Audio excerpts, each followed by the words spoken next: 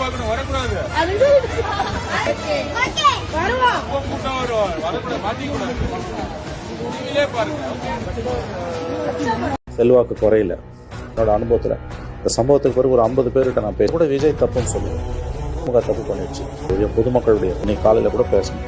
இந்த 4 நாட்கள் அனைத்து வயதினர் ஆண் பெண்கள் எல்லாரும் ஒருத்தர் கூட இந்த இடத்துல திமுக தோத்து போய் நிக்குது. இந்த செல்வாக்க சிறிதளவும் குறைக்கூடிய வெறுப்பு இன்னும் அதிகமா வளர்ந்துருக்குது. திமுக தான் இதை செய்திருக்கிறது. பலி கொடுத்தவங்கள ஒரு குடும்பம் கூட விஜயை குறை சொல்லல, அரசாங்கத்தை தான் குறை சொல்லும். விஜய்க்கு எதிராக திருப்பணும் திமுக விரும்புது.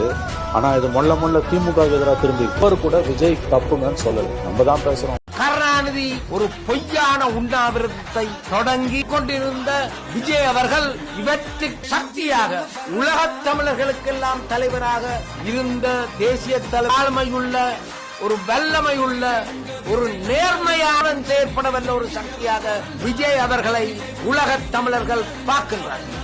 அப்பேற்பட்டதொரு ஆழ்மையை நேர்மையை வருங்காலத்தில் கேவலமான அரசியல் சக்திகளை புறந்தள்ளி நேர்மையான ஒரு நண்பனை இந்த தமிழினம் 2026ஆம் ஆண்டு தமிழக முதலமைச்சராக இருத்தி வைக்கும் என்ற அசையாத நம்பிக்கையை